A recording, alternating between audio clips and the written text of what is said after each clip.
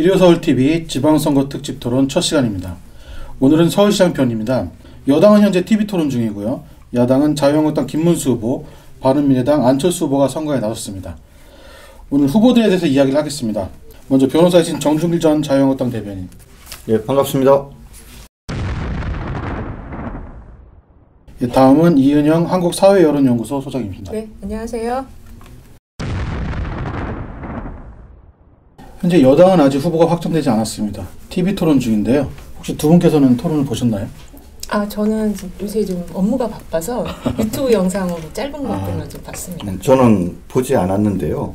사실 우리 이제 야당 측에 있는 입장에서는, 제1야당 입장에서는 어느 후보가 되느냐에 따라서 우리의 승패가 달라질 수 있다고 생각을 하면 아마 되게 관심을 가지고 지켜보고 아마 또 열혈 분자들은 모르게 가가지고 거기 가서 또 여론조사에 참여하려고 노력하고 그럴 텐데, 현재 분위기가 세 분 중에 누가 나와도 제1야당의 후보인 김문수 전 지사가 승리하기 어렵지 않냐라는 것이 현재 중론이지 않습니까, 현재까지. 그러다 보니까 저도 관심이 없고 다른 분들도 사실 별 관심이 없는 것 같아요. 너무 안타깝습니다. 그러면 후보는 누가 결정이 될 것 같으세요? 아무래도 지금 여론조사 결과를 보면 박원순 후보가 계속 1위 자리를 지키고 계시거든요. 근데 이제 이게 권리당원 투표가 있어서 그리고 결선 투표가 있어요. 그래서 좀 누가 될 건지 예측하기는 조금 어려운 것 같아요. 지금 아마 박원순 시장님은 답답하실 것 같아요. 왜냐하면 경쟁력이 제일 있으시고 자체로 경쟁을 하면 당신이 되실 텐데, 누가 나와도 이 당선이 될 수 있다라는 이 상황이 저는 서울시장이신 박원순 시장한테 아주 결정적인 마이너스라고 생각이 들어요. 사실 제1야당 입장에서 봤을 때는 박원순 시장이 제일 만만해요. 왜? 올드하고 낡은, 이제 많이 해먹었지 않냐, 이런 부분이 있기 때문에 사실은 박 시장님이 나오시는 게 제일 만만한데, 혹시나 이 결선 투표와 방금 말씀드린 누가 나가도 이긴다는 이 분위기 때문에 우상호 의원이나 박영선 의원이 혹시 이렇게 후보로 나오게 되면 마땅히 공격할 게 없잖아요. 전 실정을 하거나 잘못했으니까 전 시장이 이렇게 해서 되겠습니까? 이렇게 우리 좀 얘기를 할 수 있는데, 이 두 분이 나오면 그럼 박원순 시장이 한 건데 이렇게 얘기가 돼버리지 않습니까? 그래서 좀 바램은 그래도 박원순 시장이 나오면 신라 같은 희망을 가지고 제1야당에서는 한번 해볼 수 있다라고 생각을 하는데, 안타깝게도 그런 말씀드린 누가 나와도 당선될 수 있는 그 상황과 결선 투표의 영향으로 우상호나 박영선 의원 중에 한 사람이 오히려 서울시장이 될 가능성이 높다라고 조심스럽게 평가하고 있습니다. 경선을 지켜보면 이제 후보는 자세히 결정이 될 것 같고요. 네. 그러면 이번에 새롭게 나온 후보들이 서울에 어떤 현안들을 갖고 지금 경쟁을 하면 좋을지, 지금 서울에 갖고 있는 현안이 어떤 게 좀 있을까요? 글쎄, 제일 지금 현안이 된 게 뜻밖에도 미세먼지 문제가 이렇게 많이 떠오르는 것 같은데, 저 되게 긍정적으로 생각을 합니다. 왜냐하면 서울시장은 사실은 행정가지 정치인이 아니지 않습니까? 그렇기 때문에 어떻게 보면은 서울시장을 누굴 뽑을까라는 문제와 관계돼서 그런 어떤 민생의 문제, 그리고 또 시민들이 생활 속에 직접 맞닥뜨리는 그런 어떤 문제들을 누가 잘 해결할 건가라는 관점에서 선택을 해야 된다고 보거든요. 근데 사실 그동안 서울시장 선거가 지방선거 중에도 꽃 중에 꽃이고, 그죠? 그러다고 바로 또 대통령으로 가는 길목에 누가 먼저 가느냐라는 선거로 바라봤기 때문에 이런 어떤 행정적인 성향보다는 정치 성향들이 너무 앞섰었던 것 같아요.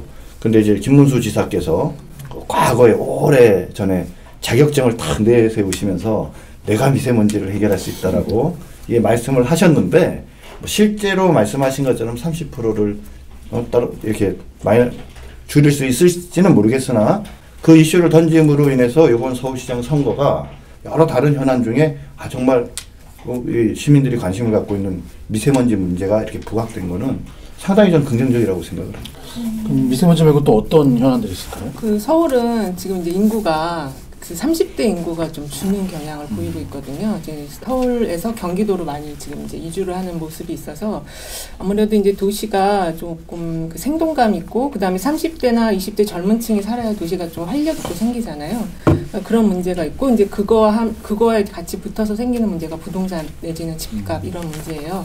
그래서 이번에 그 민주당 후보들 그 TV 토론을 보면은 주거 정책에 대한 게 또 상당히 좀 재밌는 정책들이 지금 그 맞붙어 있는 상황이고요. 저 대변인님이 얘기하신 것처럼 그 미세먼지에 관한 것도 지금 사실은 공기의 질에 대해서 그 정책 공약으로 대두된 적이 없었어요. 근데 이제는 그런 것들이 대두되는 걸 보면 생활 밀착형 이슈들이 선거에 정치의 중요한 아젠다가 되고 있다 이렇게 말씀드릴 수 있을 것 같아요. 어떻게 보면 이슈 자체가 과거 선거랑 좀 다르게 네, 좀 그렇죠. 새로운 아이템들이 많이 올라온 것 같은데요. 네.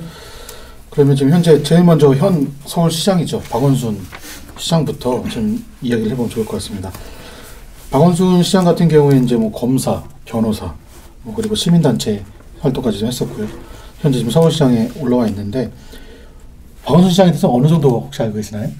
박원순 시장님과 제 인생 행로가 많이 비슷하네요. 대학도 서울대로 갔고 검사는 제가 좀 오래 한 것 같고 이분 변호사 하셨다고는 하지만 사실은 변호사 업 자체는 큰 관심이 없으셨던 걸로 알고 있습니다.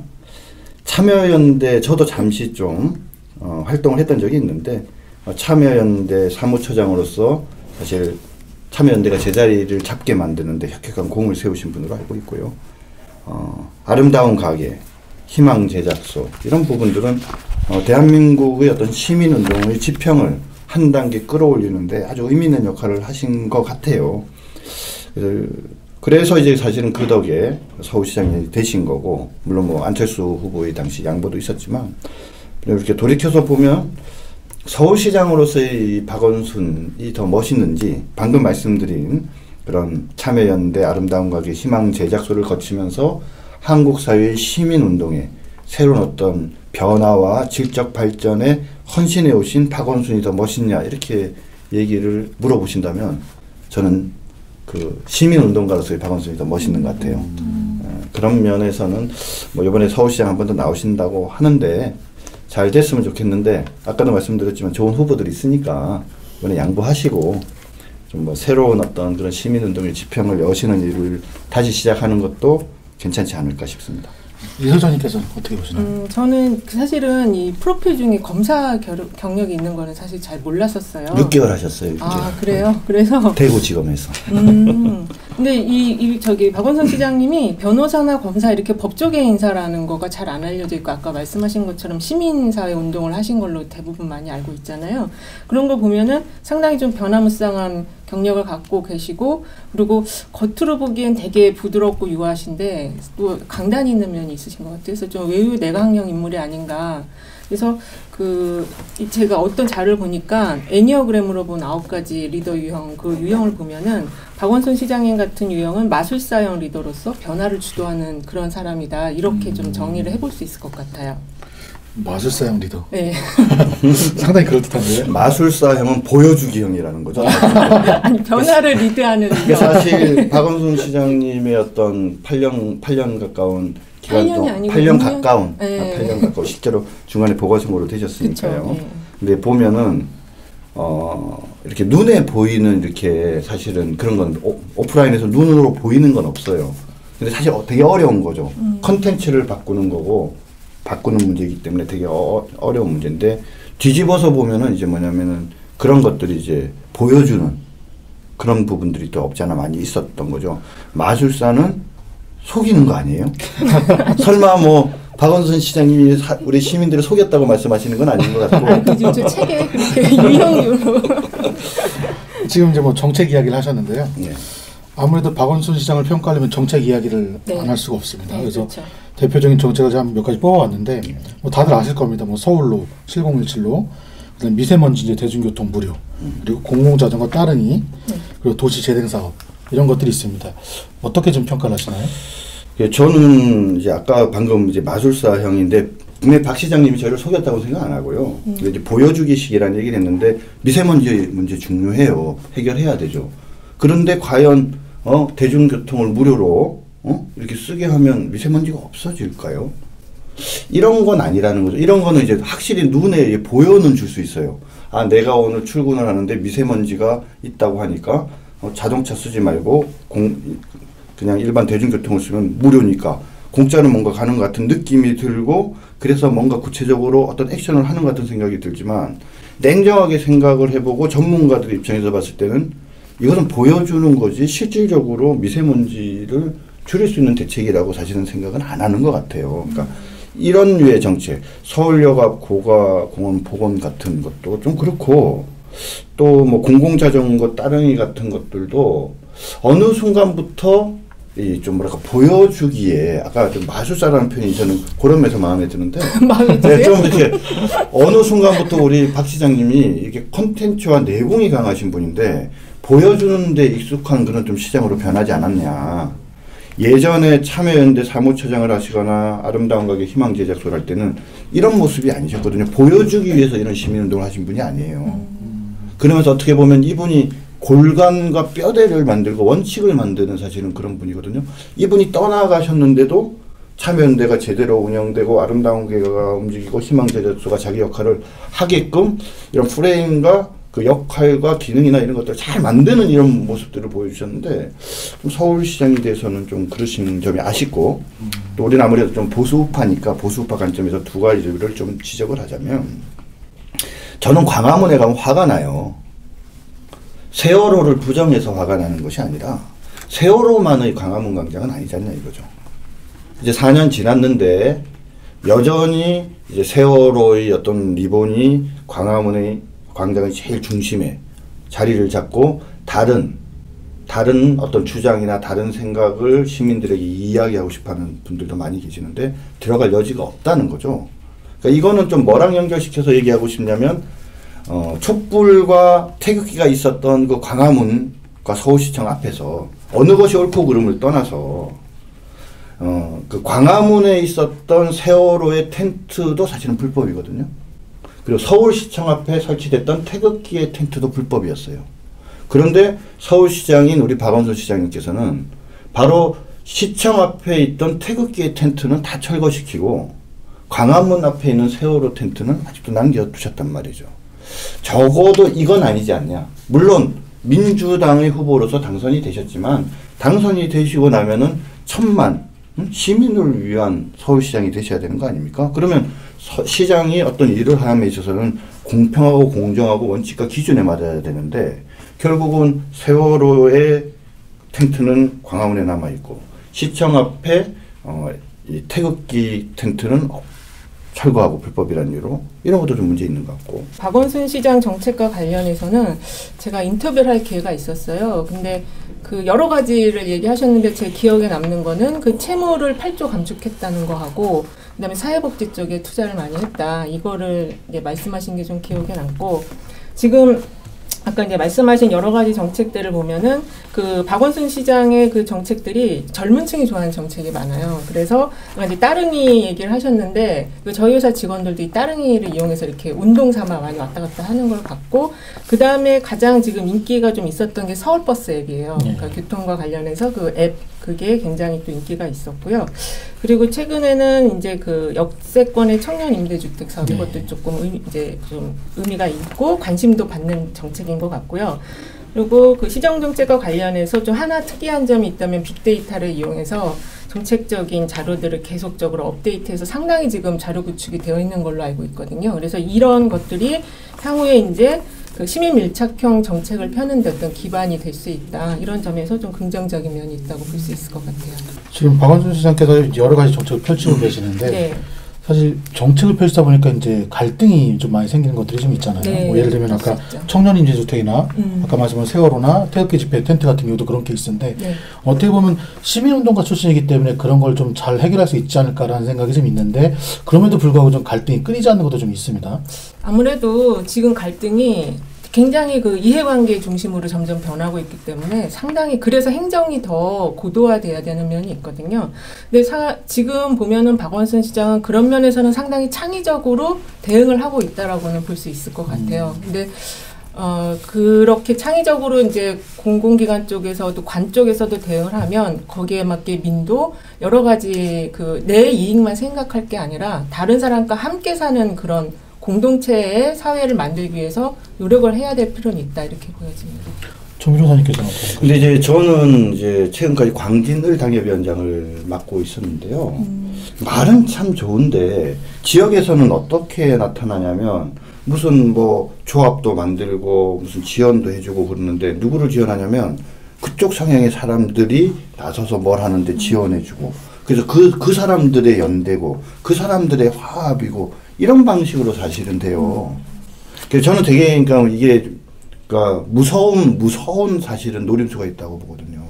뭐냐면 아까도 거듭 말씀드리지만 시장이 되시면 당 물론 중요하죠. 자기를 뽑아둔 당과 그 성향 본인을 지지하는 성향의 시민들 물론 중요하지만 조금 거리를 두고 전체 시민의 시장이라는 생각들을 가져야 되는데 사실은 이 그 박원순 시장이 지금까지 일관되게 해온 그러니까 구청 단위에서 바라본 서울시장의 어떤 모습은 뭐냐면 어떻게 하면 우리 편의 숫자를 늘리고 그 사람들한테 뭔가 제도와 룰을 통해서 지원을 해주고 그래서 그것이 다시 조직화되어져서 적게는 구청장 선거, 크게는 서울시장 선거에 나한테 도움이 될까라는 그런 방향으로 움직인 거죠. 시민활동가를 넘어서 네. 서울시장이 됐고 네. 이제 또 재선을 노리고 있는데요. 네. 그럼 사실 이제 박원순 시장도 어떻게 보면 이제 정치인이잖아요. 네. 정치인으로서의 박원순 시장을 좀 어떻게 볼 수 있을지. 그러니까 아까도 저기 대변인께서 말씀하신 것처럼 정치인보다는 행정가 컬러가 훨씬 강하시거든요. 그래서 그 더불어민주당 내 조직이 좀 약하다는 평가도 있었어요. 근데 그 제가 볼 때는 컬러가 없는 게 아니고 컬러가 약간 파스텔 톤 아니냐, 강하지가 않기 때문에 그런 것 같은 그런 이야기들이 나오는 것 같은데 실제 이제 만약에 3선이 된다면 자기만의 컬러를 가질 거라고 저는 보고 또 그거를 만들기 위해서 노력할 거라고 생각이 들어요. 실제로는 당내 세력도 약하진 않다. 지금 상황으로 보면은 그렇게 약하진 않은 것 같은데 이제 그거는 제가 잘 모르는 부분이라서 말하기 좀 어렵고요. 네. 정 변호사님께서 제가 보기에는 정치인으로서의 박원순 이 부분 역시도 이번 서울시장 선거가 되는데 가장 큰 전 약점이 될 거라고 봐요. 뭐냐면 사실 이번에 서울시장 중간에 중도에 포기하고 원래 대통령 나가려고 했잖아요. 그랬는데 뭐 결론적으로 세도 안 되고 뭐 지지도도 안 올라가고 하니까 사실은 본인이 후퇴한 거거든요.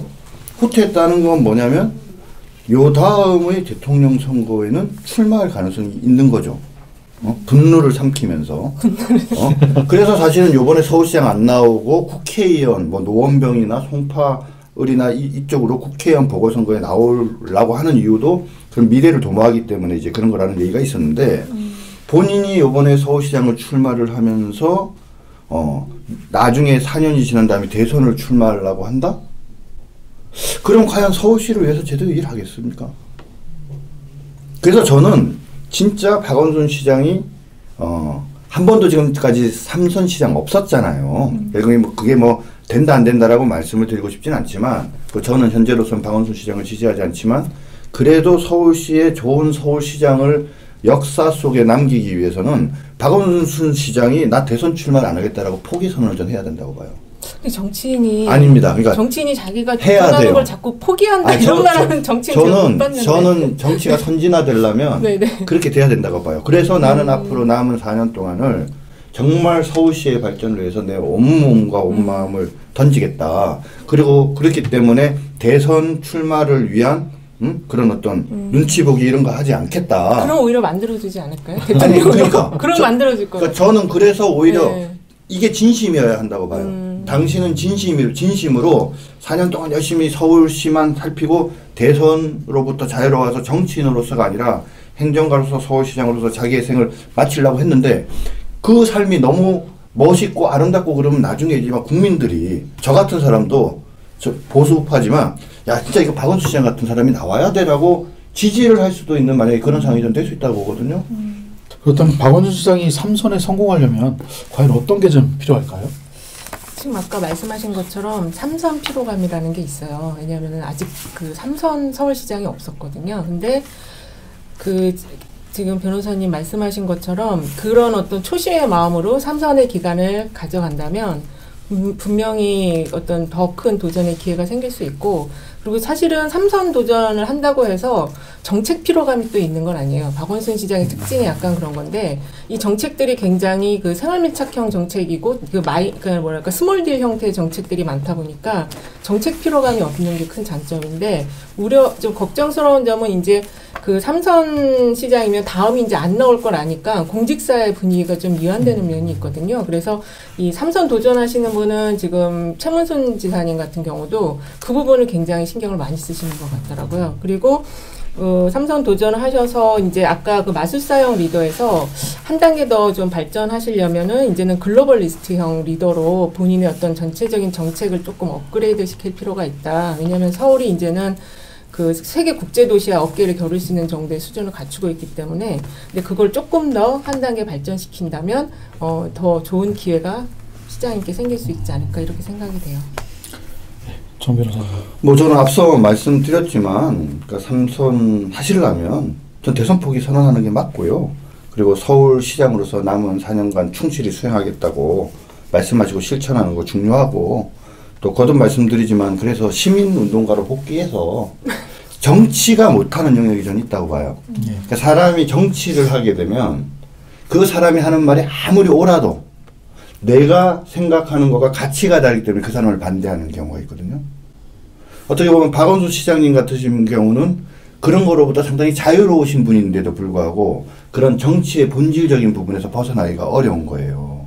그렇기 때문에 이런 분이 시민운동가로 되돌아가서 기존의 시민운동도 좀 다시 한번 이렇게 좀 다시 점검도 해주시고 좀 멋지게 좀 질적인 발전을 위한 어떤 그런 모습을 보여주면 좋을 것 같고요. 그러면 이제 이런 분이 나중에 대통령이 또 되면 좋냐? 사실은 저는 대한민국에서 제일 지금 부족한 게 어른 같아요. 어른. 박원순 시장님 같으신 분은 그런 우리 대한민국의 어른의 역할을 할 수 있는 분이라고 생각을 하거든요. 그래서 당신이 대통령 하는 게 중요한 게 아니고 누가 대통령을 하는데 좀 그러면 안 되는 행동을 해요. 그러면 점잖게 이거 안 되지 않냐? 이렇게 이런 분이 말씀을 해주시면 화들짝 놀라서 이렇게 좀 그러지 않겠습니까? 아니 근데 대통령 하신다고 말을 안 했는데 자꾸 대통령을 하신다고 자꾸 그러시니까 좀. 아니 왜냐하면 이제 이거는 잘 아시지만 이 정치를 하는 사람들은 이제 네. 박원순 시장님이 당신이 막 대통령 하겠다 이런 욕심을 가지는 분이 아니에요. 그런데 옆에 사람들이 분위기나 이제 상황이 되면 막 이렇게 뛰어가지고 사람을 이제 가마에 막 태워요. 그러면 안 탈 수가 없는 상황이 되는 경우들이 있거든요. 대통령 하지 마시고 시민단체 장으로 나와달라 이 말씀이신 거죠? 서울시장 충실히 하시겠다고 선언하시고 어른이 돼달라. 어른. 보수 세력분들의 그 어떤 마음인지를 좀 알 수 있을 것 같습니다. 예. 그럼 이제는 이제 박원순 시장의 경쟁자죠. 예. 바른미래당의 안철수 서울시장 예비 후보 좀 이야기를 하면 좋을 것 같습니다. 뭐 박원순 시장만큼이나 경력은 좀 화려합니다. 안철수 후보도 뭐 서울대, 그다음에 뭐 안랩, 그리고 새정치민주연합, 국민의당 대표를 다 거쳤죠. 네. 참 어떻게 보면 정치적으로 짧은 기간 동안 많은 역경을 보낸 것 같은데요. 네. 어떻게 좀 보시나요? 이 안철수 후보 같은 경우는? 일단은 그 과학기술 계통에서 이렇게 정치계로 오셔서 이렇게 오래 버티시는 분이 많지가 않아요. 굉장히 어떻게 보면 좀 독보적인 스타일의 지금 분이신데 이런 분은 이제 그 책에서는 디지로그형 리더로서 완벽을 추구하는 유형이라고 얘기를 하더라고요.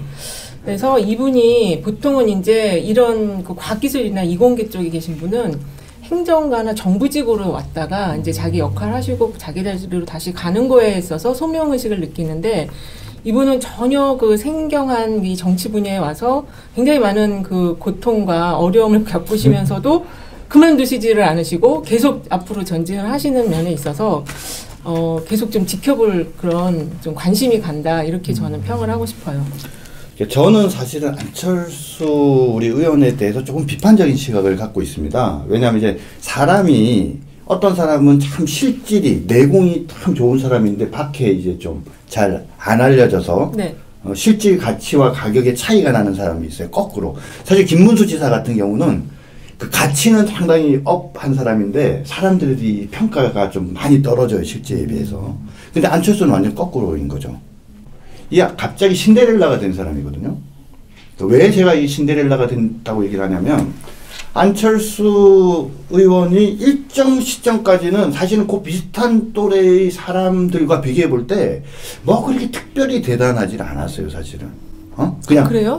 그냥 뭐 벤처를 하고 뭐 어느 정도 성공한 기업가이고 뭐 기타 등등 그랬는데 어디서 안철수 의원이 확 뛰었냐? 첫 번째는 이제 사회적인 어떤 밸류, 사회적 평가적인 면에서 카이스트의 그 석좌 교수가 됐다가 서울대 석좌 교수가 돼요.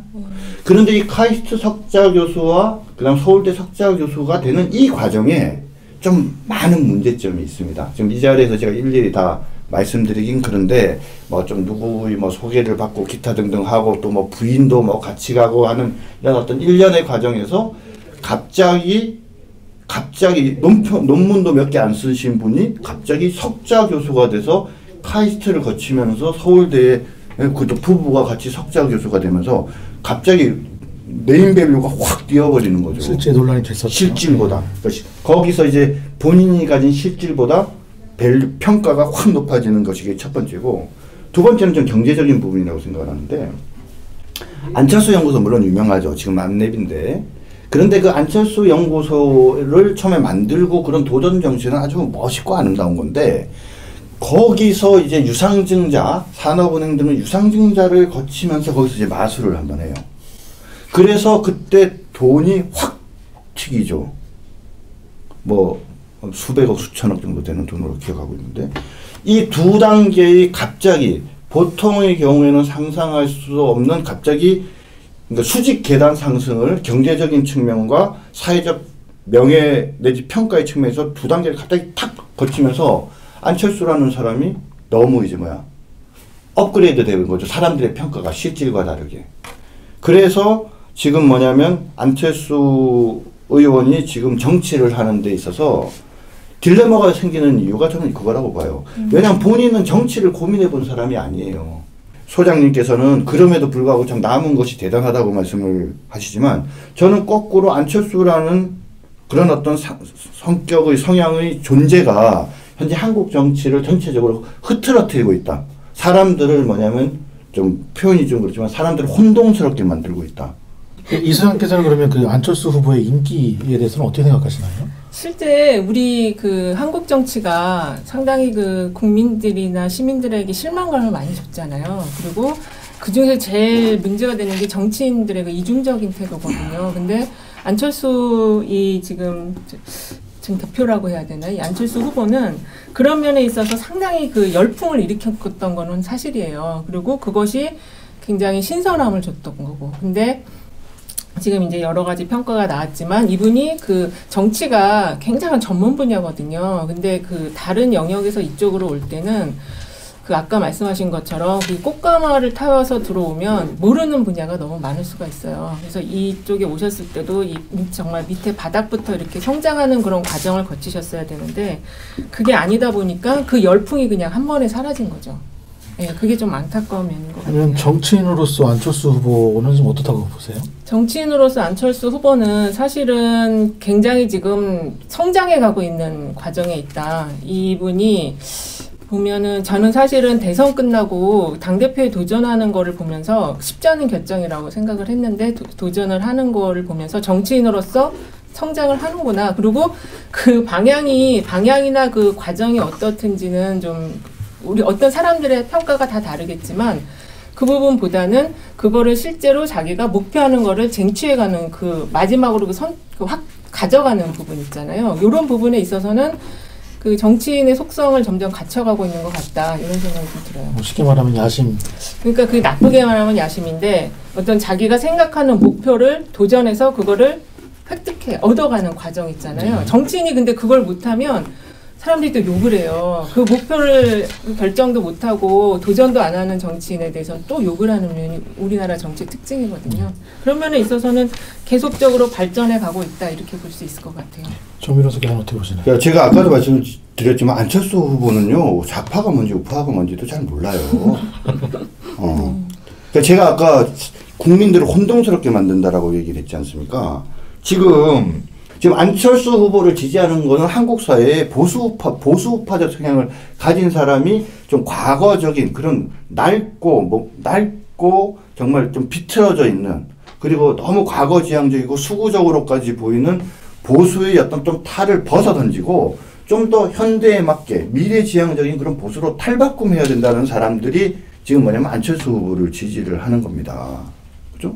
근데 자꾸 본인은 나는 보수가 아니고 우파가 아니고 뭐 나는 자꾸 뭐 좌파고 진보고 이렇게 막 이야기들을 하니까 이게 지금 뭐냐면 국민들이 혼동스러운 거죠. 아니 지금 거꾸로 얘기하시는 것 같은데 안철수 우리 후보는 지금 자꾸 보수라고 하고 지지한 자들은 네가 언제 보수냐 왜 지금 이런 상황인 것 같은데. 아니요, 지금 안철수 후보는 본인이 그 우파라고 얘기 안 해요. 다르네요. 본인한테 우파 내지 보수라고 얘기하면 되게 싫어하시잖아요. 아니 지금 지지 기반을 보수 우파로 가려고 바꾸고 계시잖아요. 아니 그래서 이제 이 말을 이제 네. 제가 조금 말했는데 왜 하느냐면, 네.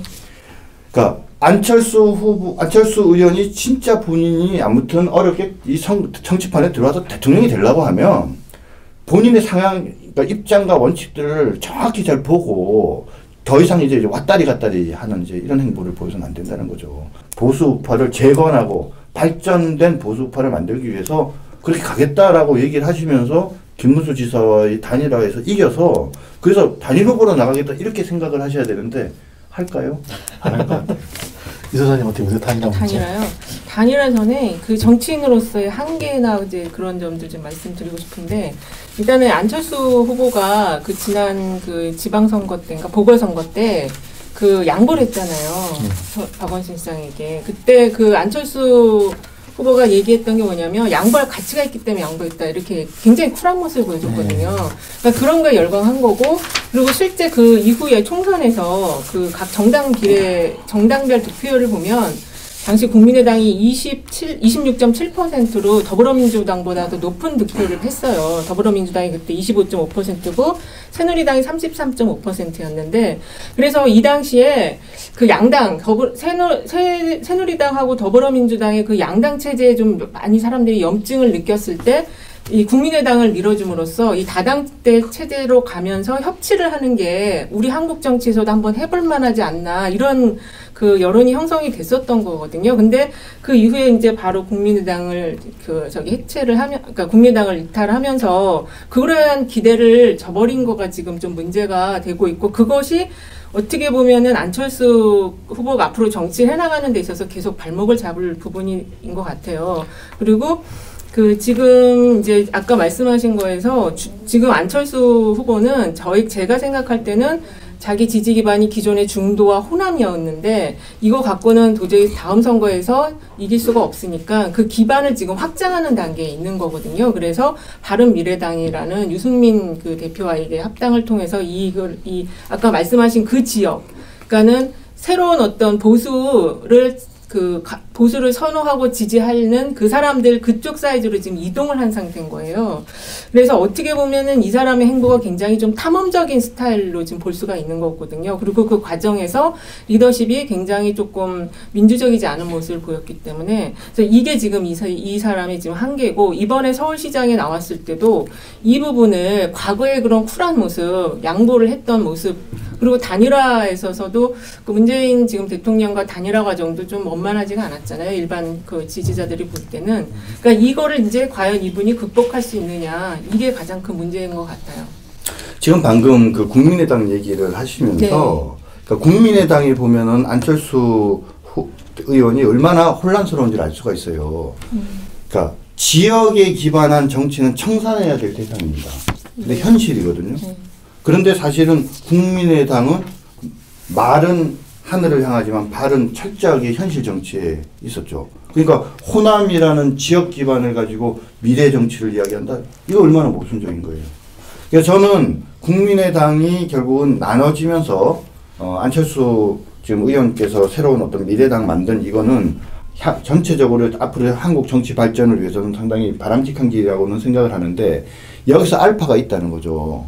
방금도 말씀드렸지만 내 집이 어딘지를 알아야 되는 거예요. 내 집이 어디냐면 안철수 의원의 집은 지금 TK나 또는 PK 같은 이런 속칭 말하는 보수파의 본산이라고 하는 거기에 동아리를 틀고 뭔가 정치를 하려는, 예전에 광주나 호남에 또아리를 틀고 정치를 하려고 하는 바로 이런 게 아니라 영남, 호남, 충청 모든 사람들이 모아져 있는 이 서울과 수도권 여기에 또아리를 틀고, 그러면서 뭐냐면 좀 더 시대에 맞는 어떤 보수파의 어떤 가치와 비전을 제시해주는 그런 어떤 리더로서 가야 되는 거거든요. 그건 잘 보셨어요. 그래서 지금 미래당 만들었는데 미래당은요 이제 곧 저기 자유한국당이랑 합해져야 돼요. 그래서 합해지는데 누구를 빼야 되냐면 유승민 쪽을 빼야 돼. 유승민 쪽을 빼고 그 다음에 이 안철수 의원과 안철수 의원을 중심으로 하는 그 세력이 조금 뭐랄까 주도적인 헤드 역할을 해주고, 기존에 어떤 보수 우파를 지켜왔던 그런 어떤 자유한국당 사람들이 몸과 다리가 되어줘서 그래서 잘 매칭을 하면 조금 이 보수 우파가 자꾸 너무 이렇게 획기적이고 너무 수구적인 것들 있잖아요. 그러니까 그런 것들을 좀 이렇게 탈각해내면서 보수가 미래를 얘기하는 그런 어떤 모습의 중심에 바로 안철수 후보가 서야 된다. 그래서 뭐 좀 가까우신지 모르겠는데 또 제가 협박했다고 얘기하지 마시고 안철수 우리 의원님께 요번에 이 서울시장 선거에 어렵게 나오신 만큼 반드시 단일화를 발전적인 관점에서 바라보실 필요가 있다는 얘기를 꼭 좀 전달해 주세요. 제가요? 네, 7년 전에는 안철수 후보가 박원순 시장한테 양보를 했었죠. 네. 이번엔 본인이 적극적으로 시장을 하려고 나서고 있습니다. 네. 좀 의지가 좀 보이는 것 같은데요. 네. 지금 어떻게 보시나요? 일단 뭐 양보한 건 맞는데, 글쎄 뭐 아름다운 양보라고 얘기하는데 사실 저는 여기에 좀 퀘스천을 던지고 싶어요. 왜 그때 안 하신다고 한 건가요? 그러니까 바깥으로 얘기하시는 이유도 있지만 혹자 말씀에 따르면 그 사모님께서 갑자기 왜 그러냐, 그죠? 반대했다. 사모님과 가족이 반대했고, 본인도 생각해 보니까 이게 갑자기 본인이 서울시장 후보로 떠오르니까 이거 뭘 어떻게 해야 될지 감당도 안 되고, 그러다 보니까 결국은 박원순 시장이 와서 간결하게 좀 자기 좀 밀어달라고 양보해달라고 해서 그래서 양보를 한 거다라고 얘기를 해요. 그러면은 이거를 그냥 있는 그대로 저는 말하는 게 맞다고 보고요. 그래서 아름답기만 한 양보다 이런 식으로 미화하는 건 문제가 있다라고 보고요.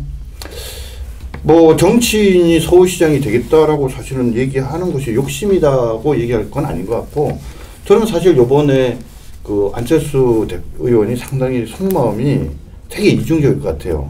왜냐하면 요번에 지금 서울시장 될 가능성 솔직히 없잖아요. 저 현재의 상황에서는 제 아무리 해봤자 사람은 2등이고 자칫 잘못해서 3등 돼버리면은 정치 생명이 날아갈 수도 있단 말이에요. 근데 아까 말씀하신 것처럼 국민의당에서 중간에 과정을 거쳐서 미래당을 만들고 하는 여러 정치 역동을 거치다 보니까 새롭게 만들어진 당에 사실상의 오너로서 자기가 뭔가 책임지는 역할을 하지 않을 수 없었던 거죠. 그렇기 때문에 되게 지금 위험한 리스크를 사실은 진 거죠. 그렇기 때문에 어떤 의미로서는 진짜 뭔가 양보 프레임으로 이 자리를 벗어나고 싶어 할 것 같아요. 그래서 사실 제가 속마음으로, 저는 이제 안철수 후보랑은 의원이랑은 친하지 않는데, 본인이 인재영입위원장을 할 때 저는 어떻게 생각을 했냐면, 본인이 정말 젊고 참신한 후보들을 서울시장으로 영입해서 경선시킬 거라고 저는 처음에는 생각했어요. 영입하겠다고 얘기했었죠. 그렇게 하면서 자기가 이 독배를 벗어날 거라고 사실은 생각을 했어요. 어떻게 보면 달리는 호랑이 등에 타셨는데 저한테 한 번만 물어보셨으면 제가 깨주머니를 좀 풀었을 텐데 너무 아쉽고, 아무튼 지금 상황에서는 그렇기 때문에 마지막 남은 길은 뭐냐, 이제는 뭐냐면 이기지 않으면 안 돼요. 근데 여기서 김문수 지사랑 2등 3등 싸움할 거야? 그래서는 안 된다는 거죠. 그 안철수 그 후보가 그 말을 했어요. 자기가 양보받아갖고 서울시장 하겠다 이런 그런 생각 없다고 얘기했기 때문에 그런 면에서는 좀 깔끔한 스타일인 것 같고, 사실은 이게 안철수 후보가 서울시장으로 나올 거냐 부산시장으로 나올 거냐 되게 좀 논란이 많았었는데, 결국 서울시장으로 나온 거는 그만한 어떤 정치적 이득이 있기 때문에 나온다고 보고요. 그 아까 말한 것처럼 지역 기반에서 이제 인구의 절반이 있는 수도권으로 지지 기반을 지금 이동하는 과정이 있는 거고, 그리고 서울시장으로 나오는 거에 대해서는 당내에서 바른미래당 안에서는 충분히 명분이 있거든요. 떨어지더라도. 그리고 그 서울시장 선거를 치르면서 그 이제 광역기초단에 그 여러 그 바른미래당 후보들을 또 시너지 효과를 낼 수가 있는 면이 있기 때문에 그래서 이제 앞으로 그렇게 갈 거고 지금 나온 여론조사 최근에 나온 걸 보면 이미 지금 당 지지율보다 안철수 후보에 대한 지지율이 17에서 한 20%까지 나와요. 당 지지율은 7%인데 이미 인물 경쟁력을 보여주고 있거든요. 그런데 아까 지금 이제 계속 말씀하신 것처럼 단일화의 과정이 이제 좀 관심이 많이 되고 있는데 그 부분과 관련해서 지금 김문수 후보가 말한 게 있어요. 안철수는 다른 당이다. 나는 저 사람과 같이 할 수 없다고 얘기했고 오히려 유승민님은 내가 같이 하겠다. 이렇게 지금 좀 두 사람의 평가를 좀 약간 다르게 해놨기 때문에 실제 안철수 후보와 단일화가 이루어질 수 있을까?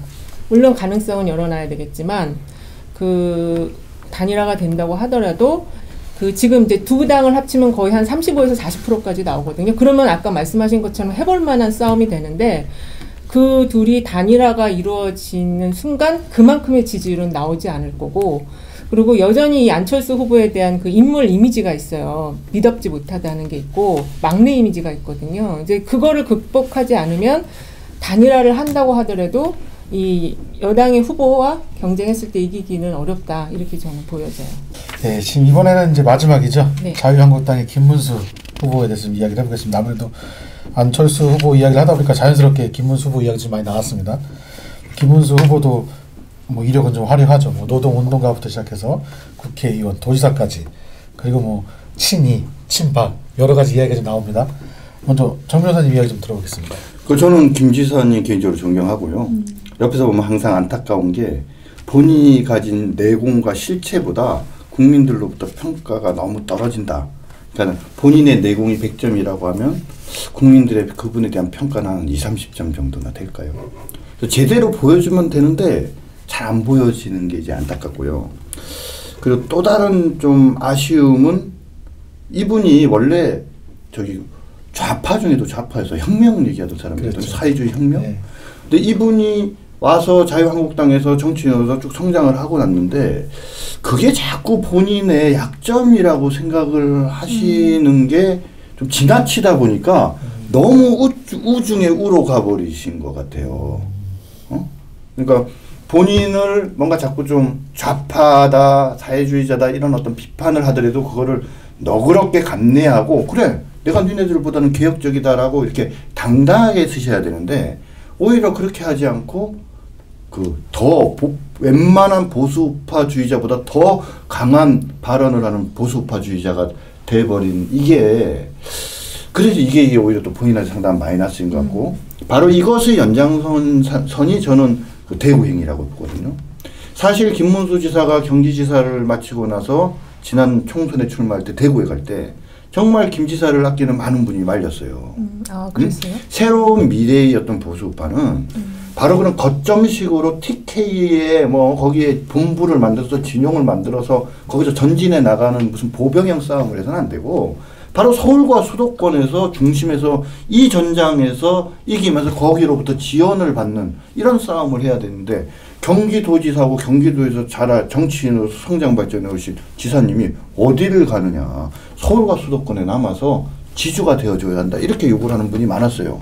그런데 아까 말씀드린 것처럼 본인이 지나치게 보수파가 되는 것과 같은 맥락에서 대구에 가서 대구의 맹주를 한번 해보려고 생각을 하신 거죠. 이 전부가 다 대통령이 한번 되시려는 생각을 가지고 이런 결정을 하신 것 같은데 바로 이 과정들이 현재 거꾸로 바로 김 지사의 현지 실제보다 더 발전시키지 못하는 가장 큰 약점이 되어져 있지 않는가 싶고요. 홍 대표가 좀 지나치게 월권을 하거나 자기중심적으로 이렇게 자의적으로 이런 공천권을 행사하거나 당을 운영하면 좀 몇 마디 하시면서 좀 이렇게 그거를 좀 받아들이는 이런 모습을 보여주셨어야 되는데 뭐 너무나도 쉽게 이걸 받아놓고 나니까 당장 지금 얘기 나오는 게 수성갑에 뼈를 묻겠다고 하셨다는 거예요. 맞아요, 그 말.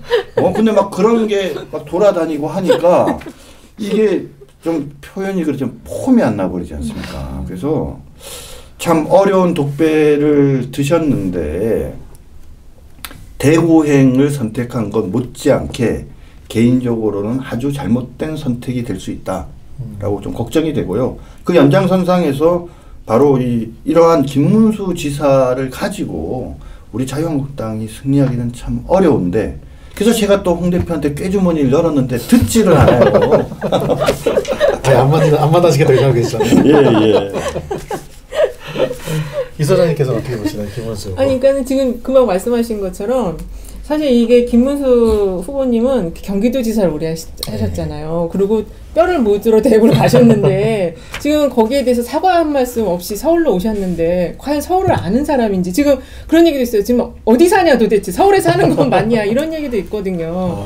그래서 근데 이분의 유형이 그 최고를 추구하고 고집을 하는 그런 영웅형 리더십이라고 하더라고요. 그리고 지금 자꾸 올드보이라고 이제 언론에서 별명을 붙이는데, 과연 지금 이분이 서울의 어떤 여러 가지 현안을 잘 이해하고 있는지, 그리고 지금 정치 변화가 엄청나게 빠르게 지금 진행이 되고 있는데 그 부분을 잘 따라갈 수 있는지, 이거에 대한 게 사실 좀 휴지기가 있었거든요. 거의 1년 이상 휴지기가 있었기 때문에 이제 그런 부분이 조금 걱정이 되는 면이 있죠. 그리고 아까 말씀하신 것처럼 이분이 지금 자꾸 발언하시는 게 거의 1950년대인가 지금 뭐 서울을 수복하러 나왔다 막 이런 말씀을 하시거든요. 이게 맞지가 않고, 서울시장 선거 같지 않고 대통령 선거 같아요. 대통령 선거 같기도 하고 죽겠어요. 지금 1950년대 대통령 선거를 하나, 이런 그러니까. 지금 착각이 들게 해서 이 부분이 참 걱정이 많이 돼요. 그 제가 좀 옆에 가까이서 좀 잘 얘기를 해주려는데 왜 내 말은 안 들으려는 거야? 저는 꾀주머니를 옆에 두셔야 되는데. 제가 꾀주머니가 아닌가 봐요. 방금 말씀하셨지만 사실은 그러다 보니까는 네. 서울로 60일 전인가 서울에 주소가 있어야 되잖아요. 네. 그럼 이제 이사 오셨냐 이거지. 그러니까 그게 그리고 궁금해요. 이게 지금 주민등록법 위반으로 고발하겠다는 사람도 있어요 지금. 그러니까 그냥 단순하게 주소만 이전해서 되는 게 아니고 그렇죠. 실제로 거주하셔야 되잖아요. 그러면은 아마 어딘가 잡아서 주소는 아마 등록을 했을 것 같은데, 그럼 거기 사는지 안 사는지 했다가 이거 혹시 문제가 되면 그냥 이거 뭐 시작도 못하고 그러는 또 문제들도 좀 생길 수가 있을 것 같고. 네. 그래서 이제 사실은 저는 이런 생각을 하는 거죠. 김문수 지사가 가지는 약점들을 극복해줘야 된다, 우리 당 안에서. 그걸 어떻게 극복해 줄 거냐? 아까 뭐 좀 안철수 우리 의원한테 한 얘기랑 비슷하지만 올드하잖아요. 그리고 서울과 연관도 없고, 그러니까 더더욱 이번 선거는 뭐냐면 경선을 해야 되는 거죠.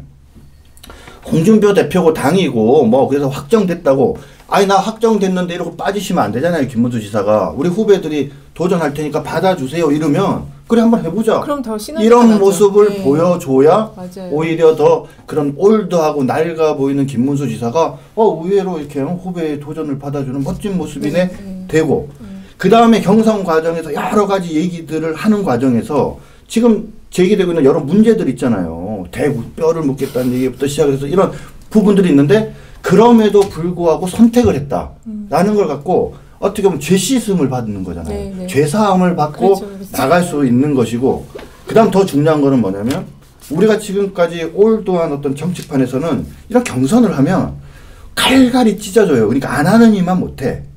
그러니까 올드한 시간 그런 시간이거든요. 근데 요번에 이런 걸 제대로 해가지고, 만약에 저도 나갔어요. 진 젊은 친구들이 승복하고 옛날에 박근혜 대통령이 이명박 대통령 지지했던 것보다도 더 처절하고 치열하게 멋진 모습으로 마치 자기 선거를 하듯이 쫙 이렇게 도와주는 모습을 우리가 보여준다면, 그러면 지금 김문수 지사 맨 마지막에 전략 공천해가지고 아무 연고도 없이 이렇게 다니는 현재의 김문수 지사와 그 과정을 거친 김문수 지사 비교해 볼 때 표가 어떻겠어요? 훨씬 많이 나오지. 그쵸. 그럼 나중에 안철수 의원이랑 저기 1대1 저기 단일화 해도 차이가 이길 수 있단 말이에요. 왜 이기는 길을 가르쳐 주는데 안 하려고 그래요? 실제로 경선 제안 하셨잖아요. 할 테니까. 그런데 뭐라고 대답해요, 그쪽에서? 답이 없어요. 답이. 이 소장님께서는 김문수 후보의 장점이나 뭐 이런 게 어떤 게 있다고 보시나요? 글쎄 지금 그 정치적인 그 휴지기가 있어서 장점을 좀 찾기에는 좀 상당히 좀 시간이 좀 필요해요, 저도. 근데 그 하나의 단편을 보면 최근에 그 미세먼지 문제와 관련해서 돌에 물 뿌리면 된다. 이거를 봤을 때는 이분이 지금 정말 정책 이해도가 떨어지지 않나 그런 생각이 들고, 이 정치인은 아무래도 이 언론인들과 친해야 되거든요. 기자들하고 친해야 되는데 기자들이 지금 거의 손잡벌이잖아요. 이 사람들과 대화와 소통이 과연 될 수 있을까? 지금 돌에 물 뿌린다 이런 거 갖고도 막 거의 희화화되고 있거든요. 그러니까 그런 부분에 있어서 김문수 지사에게 정말로 지금 필요한 거는 어떤 동반자적 리더십, 그 같이 정치하는 사람들과 저런 분들과 같이 동반자적인 리더십을 가지고 이 시너지를 만드는 리더십이 지금 굉장히 필요한데 과연 이분이 할 수 있을까? 그래서 좀 걱정이 돼요. 진짜 걱정하시는 것 같은데. 걱정이 정말 됩니다. 이 소장님께서 얘기하셨지만 김문수 후보가 휴지기를 좀 많이 가졌었습니다. 네. 예. 그러다가 본격적으로 언론에 등장하기 시작한 게 이제 태극기 집회를 하면서부터였어요. 근데 거기서 상당히 극우적인 발언을 많이 하셨죠. 네. 예, 어떻게 보시나요? 뭐 좀 극우적이라기보다 근데 아까도 이제 말씀드렸지만 이 태극기 집회는 일단 사실은 오해하는 분들이 많아요. 좀 좌파적인 시각이 강한 분들이 의도적으로 왜곡시킨 분들도 있고 잘 모르는 분들도 사실 홍준표 대표도 잘 모르는데 태극기 집회에 나온 사람들이 누구냐 이렇게 얘기를 하면 어떤 사람들이냐면요. 나라가 갑자기 대통령이 막 탄핵이 나고 뭔가 좀 좌파적인 분위기로 일색으로 가는 것 같으니까 이 자유민주주의 대한민국이 혹시 흔들리지 않을까라고 걱정하는 그런 어떤 분들이 나오신 거예요. 앞에서 구호는 탄핵 무효 막 이런 거 하잖아요. 박 대통령 무죄다 석방하라 이렇게 얘기하잖아요. 거기 온 분들 중에 거의 대다수는 그런 거에 동의해서 나오신 분이 아니에요. 그럼 뭐에 동의해요? 방금 말씀드린 거죠. 나라가 너무 한쪽으로 가면서 지나치게 좌파로 가면서 종북 세력들이라고 표현되어지죠. 좀 종북주의적 성향이 강한 사람들의 발언들이 세지고 그러면서 정말 이 나라가 좌파의 세상이 되는 게 아니냐라고 걱정하는 그런 마음들인 것이지 그게 뭐 박근혜 대통령 무죄다 이렇게 얘기하는 사람들은 사실은 앞에 있는 일부 사람들이거든요. 그런데 이 문제 이제 여기서 우리 그 김문수 지사님이 태극기 집회 가셔서 얘기들을 이제 하시는 과정에서 그러니까 이제 좀 아까도 말씀드렸지만 너무 이제 자아에 대한 오해를 받으셔서 그런지 너무 강하게 말씀을 하시다가 여러 가지 좀 실수들을 많이 하셨잖아요. 그러니까 박근혜 대통령님 돈 한 푼도 받은 적이 없는데 억울하다 이렇게 얘기했다가 나중에 지금 문제가 됐지 않습니까? 국정원 이런 문제들 같은 것들인데 근데 이제 이런 부분들이 좀 뭐랄까 그 김문수 지사님이 오히려 좀 다시 한번 좀 반성하고 좀 재고해봐야 되지 않는가라는 생각이 들고요. 이제 이 소장님 얘기 좀 들어볼게요. 이 소장님은 김문수 후보 행보 어떻게 보시나요? 일단은 지금 자꾸 이제 김문수 후보가 태극기 집회를 찾고 있고 가서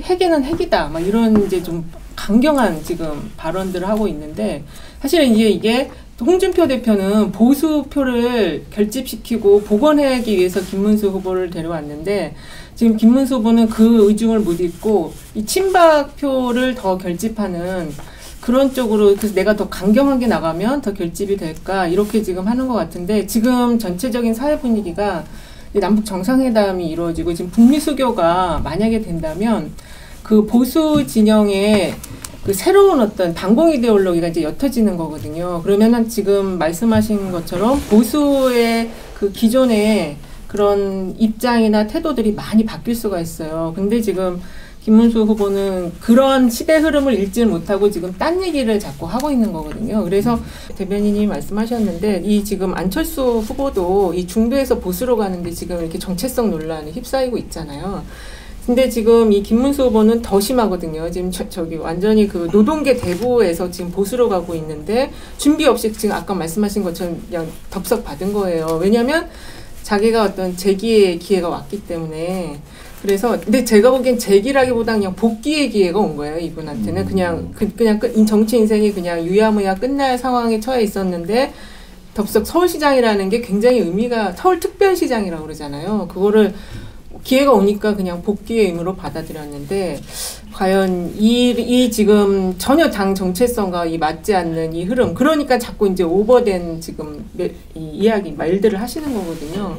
그래서 이제 이거를 잘 극복해 나가실 수 있는지 그리고 말씀하신 것처럼 그 홍준표 대표와의 이제 지금은 서로 좋은 관계를 유지하지만 서울시장 끝나고 나서 이제 전당대회 곧 있게 되면 이 부분이 지금 갈등 관계로 갈 수밖에 없거든요.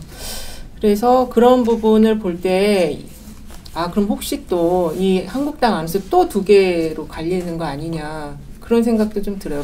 또 분당이 일어나는 거 아니냐. 그럴 가능성이 뭐 좀 조심스럽지만 네. 그래서 이건 이제 말씀드린 건 홍 대표의 생각이고 그렇다고 이제 하면은 실제로 분당 상황이 벌어질 가능성도 있어요. 근데 저는 그 지점에서 약간 이제 궁금한 게 김문수 대표가 유승민 대표하고는 또 뭔가를 할 수 있을 것처럼 열어놨거든요. 그러니까 그거는 뭐 김문수 지사랑 저랑 제가 말씀드린 생각이 많이 다르잖아요. 네. 근데 이제 저는 그래서 오히려 안철수 의원이나 좀 우리 미래당 쪽에서도 그렇고 우리 당에서도 그런 생각을 하는 사람들이 있는데 바로 자기 중심적인 이 뭔가 정치의 어떤 앞으로 이후의 어떤 시나리오를 135 시나리오라 그래서 자기 중심적으로만 보고 거기에 반하는 것들을 잘라내는 것은 본인의 정치 생리나 정치 목적에는 분명히 맞는 최선의 길이지만 그것이 당을 죽이고 그 보수파를 죽이고 대한민국을 죽이는 길이라면 본인이 살라고 옆에 사람들과 나라를 죽이는 거잖아요. 그러니까 그런 일을 못하게 해야 되는 거라고 보시고 그래서 좀 비슷한 생각을 하는 사람들이 새로운 고민들을 하는 거예요. 그래서 오히려 만약에 홍 대표가 계속 그런 길을 간다고 하면 오히려 좀 안철수 대표나 이런 분들이 좀 자유한국당 쪽 내에 있는 그런 분들이랑 잘 좀 서로 이렇게 이야기를 좀 협의를 해보시고 좀 서로 얘기를 하셔가지고 그래서 좀 더 큰 울타리를 정말 이제는 보수의 적통이 누구에게 있는가 이 부분에 대해서 조금 뭐랄까 큰 고민을 가지고 사실 제대로 가져가시려고 하는 고민도 필요하다고 봐요. 지금 자유한국당이 이대로 가면은 지금은 보수파 지지자들 생각이 이런 거거든요. 홍준표 대표가 마음에 들진 않지만 행태가 마음에 들지 않지만 그래도 제1당이니까 그래도 홍 대표가 당대표니까 중시로 뭉쳐야 돼 이런 생각을 하다가 요즘에는 무슨 생각을 하냐면 이거 홍 대표가 당대표로 있으니까 이게 오히려 지금 뭐냐면 이게 마이너스가 너무 커서 이 홍 대표를 얼굴에서 좀 내려야 뭔가 문제가 해결되는 게 아니냐라는 생각을 하는 사람들이 이제 생기기 시작하는 그런 상황이거든요. 이 박원순 후보, 안철수 후보, 그리고 김문수 후보. 사실 셋 중에 김문수 후보가 열세인 게 사실인데요. 과연 김문수 후보가 어떻게 해야 될지 뭐 단일화 문제 포함해서 한번 의견 좀 나눠주시죠. 저는 김문수 지사가 이번 서울시장 선거에서 승리할 수 있는 유일한 방법은 두 단계를 제대로 거쳐야 된다고 봐요. 첫 번째는 당내 경선을 해야 됩니다. 제가 앞서서도 말씀드렸지만 본인이 현재 서울시장을 출마한 것 자체가 좀 명분에서 많이 떨어지는 게 있거든요. 그것을 당내 경선을 통해서 젊은 사람들과의 경선을 통해서 죄시씀을 받아야 돼요. 면죄부를 받아야 된다고 생각을 하고요. 그래서 좀 떳떳하고 자랑스러운 자유한국당의 후보로 이제 또 쓰게 되면 그 다음에는 안철수 의원과의 단일화를 반드시 추진해야 한다라고 봅니다. 어떤 사람들은 안철수를 지지하는 사람들과 김문수를 지지하는 사람들이 지지 기반이 다르고 성향이 다르다라고 얘기를 하는데요. 저는 그렇게 생각하지 않아요. 아까도 말씀드렸지만 그 사람들의 대부분은 지난 문재인, 박근혜 두 사람이 대통령 선거에서 대부분 박근혜 대통령을 지지했던 사람이거든요. 그렇기 때문에 지지 기반이 다르다 이렇게 얘기하기는 어렵고 조금 성향적인 면에서 그래서 여러 가지 현안에 대해서 약간 가치가 충돌되고 의견이 다른 부분들은 있지만 대의를 위해서 미래의 대의를 위해서는 충분히 함께 할 만한 부분이 있다라고 생각을 하거든요. 그래서 이런 어떤 단일화를 하는데 과거처럼 뭐 단일화 조건을 방식을 어떻게 할 건가 이런 거 하지 말고 자 문재인 정부가 제대로 그러니까 잘 못하는 부분이 뭐기 때문에 어떤 부분을 견제해야 되고 박원순 시장이 서울시장으로서 했던 것들이 어떤 문제가 있기 때문에 이런 부분들을 극복하고 각자가 낸 공약 가운데서 이런 거는 참 좋으니까 누가 되더라도 우리는 이런 거를 하겠다라는 이렇게 좀 가치지향적인 어떤 단일화를 이루어내기만 한다면은 저는 민주당 후보를 이길 수 있다라고 생각을 하거든요. 꼭 그렇게 해주셨으면 좋겠습니다. 지금 이제 최근에 이렇게 각 당 후보가 결정이 되면서 민주당은 아직 결정이 안 됐지만 그 후보 지금 이미 김문수 후보하고 안철수 후보 합치면 거의 40% 가까이 돼요. 그 인물 경쟁력 쪽에서 높은 지금 당보다 높은 지지율을 보이고 있는데 근데 그게 실제 단일화가 이루어지면 그 정도 유지할 거냐는 제 생각에는 유지가 안 된다라고 보고 그래서 중요한 게 그걸 유지하기 위해서 지금 우리 정 대변인이 말씀하신 그런 내용들이 이루어져야지 그게 유지가 될 수 있는 거거든요. 그렇기 때문에 지금 가장 중요한 거는 김문수 후보가 왜 서울시장에 나왔는지에 대한 명분 있잖아요. 이게 서울 시민들에게 충분히 납득이 되고 공감이 돼야 되는데 지금 이걸 만들질 못하고 있고 자꾸 딴소리를 하고 계시거든요. 그래서 최근에 보면은 본인이 이걸 지금 만들지를 못하기 때문에 일정 중심으로만 행사가 일정 중심으로만 진행이 되더라고요. 그래서 무슨 뭐 어사 김문수 프로젝트 뭐 이런 걸 하는데 지금 서울 시민들의 의식 수준이 굉장히 높기 때문에 이런 거 갖고는 지금 이 부분이 해결이 안 되고 지금 바른미래당과 한국당이 같은 보수라고 볼 수가 있지만 그 안에 굉장히 미묘한 차이가 있거든요. 그래서 그런 부분을 정책이든 또는 메시지든 이런 걸 통해서 이제 그거를 자꾸 하나로 만들어 가야 되는데 과연 이거를 김문수 후보가 그 홍 대표의 어떤 그런 간섭을 좀 막아내면서 독자적으로 추진해 갈 수 있는지 이게 제일 큰 관건이라고 보여져요. 그래서 아까 지금 정 대변인 말씀하신 것처럼 저렇게 이제 당내 젊은 그 여러 좋은 그 동지들이라고 표현하겠는데 동지들과 하나 되는 그런 모습을 보여서 으쌰으쌰하고 나가면 그게 가능해질 것이고 그게 안 되면은 그냥 각계 전투하다가 또 민주당에게 지는 그런 지방선거가 되지 않을까 이렇게 볼 수 있을 것 같습니다. 김문수 후보가 승리하기 위해서는 뭐 김문수 후보나 안철수 후보나 단일화가 돼야 한다는 전제가 있어야 되는데 네. 그렇다면 만약에 가정을 해 단일화 된다면 누굴 중심으로 단일화가 돼야 할지 어떻게 생각하시죠? 아, 이거 저기 또 저 징계받을 얘기인데요. 그러니까 저는 누구로 되는 건 별로 중요하지 않다고 봐요. 그러니까 만약에 제가 말씀드린 것처럼 단순한 단일화가 아니라 정책지향적인 미래지향적인 단일화를 정책공약 중심으로 가치지향 중심으로 만약에 해낸다면 김문수도 살고 그리고 안철수도 살고요. 아마도 두 사람이 내년 대선에서 정말 진정한 어떤 진검승부를 하게 되는 그런 멋진 계기가 될 거라고 저는 생각을 하거든요. 그래서 요번에 사실은 서울시장 되는 게 중요한 게 아니고 그런 멋진 모습을 연출하면 미래에 본인의 의사와 관계없이 대통령 선거에서 당선될 수 있다. 이 소장님은? 그 단일화가 되려면 지금 정당 지지율 상으로 접근하면 될 수가 없어요. 지금 보수당 후보들은. 그렇기 때문에 지금 힌트가 나왔잖아요. 여론조사에서. 인물로 갔을 때는 근접해서 한번 싸워볼 수 있다. 이 정도 흐름이거든요. 근데 인물로 갔을 때 과연 김문수와 안철수 누구를 나가는 게 더 유리하냐. 제가 볼 때 김문수 후보가 나가면 현재 그냥 정당 지지율 수준만 받고 끝날 거다. 20% 정도. 근데 안철수 후보가 나가면 조금 플러스 알파가 붙는다. 지금 현재 20% 지금 정도 나오는데 17에서 20 나오는데 그래도 한 25까지는 왜냐면은 25에서 조금 한 28, 30까지도 갈 수 있다. 왜냐면 한국당 쪽의 지지자들이 지지를 해줄 가능성이 있거든요. 근데 그게 안 되고 만약에 김문수 후보가 되면 이 미래당 쪽이나 안철수를 지지했던 그 흐름들은 그냥 사표가 되거나 다시 민주당 후보를 찍을 가능성이 아주 농후해요. 그래서 제가 볼 때는 그 인물로 승부를 해셔야 근접할 싸워볼 수 있다. 이렇게 정리하겠습니다. 네, 오늘 두 패널 모시고 서울시장 편을 준비했는데요. 새 후보에 관해서 여러 가지 이야기들을 했습니다. 과거 이력부터 시작해서 걸어왔던 정치적인 길, 그리고 앞으로 어떤 것들을 좀 해줬으면 좋겠다는 그런 조언까지 했습니다. 유권자 여러분께서 저희 프로그램 보시고 서울시장을 아주 제대로 된 서울시장을 뽑아주셨으면 좋겠습니다. 감사합니다. 감사합니다.